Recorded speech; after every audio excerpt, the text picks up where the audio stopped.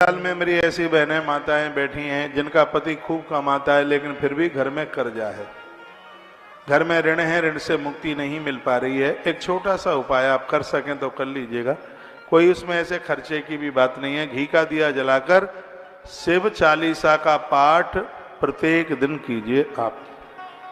भगवान महादेव का शिव चालीसा है, आनंद हो जाएगा, कमाल हो जाएगा। शंकर जी घोर ऋण से मुक्ति करते हैं। एक प्रदोष का और व्रत है, प्रदोष का व्रत भी घोर गरीबी को समाप्त करता है। इतना आनंद देने वाला, अभी 2 दिन पहले निकल के गया प्रदोष का व्रत।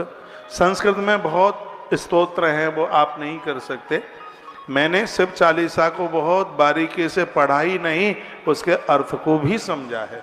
और मुझे तो यह लगता है कि जिसने भी शिव चालीसा लिखा है, सच मानिए उसकी जिह्वा पर बैठकर ये पंक्तियां स्वयं भगवान महादेव बोल गए हैं। ऐसा शिव चालीसा आप कुछ ही दिन करके देख लीजिएगा, लगता क्या है उसमें।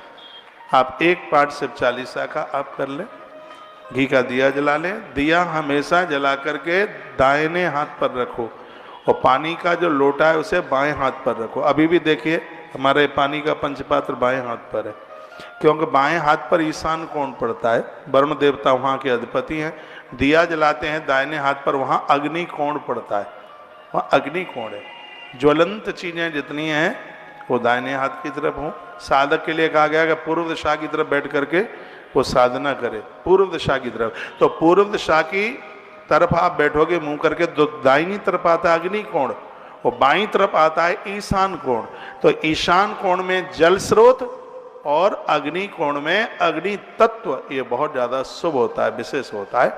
तो जब भी आप बैठें इस स्तोत्र को पाठ करने के लिए, तो दिया जलाकर दाहिने हाथ पर रखें और पानी की लुटिया बाएं हाथ पर रखिए।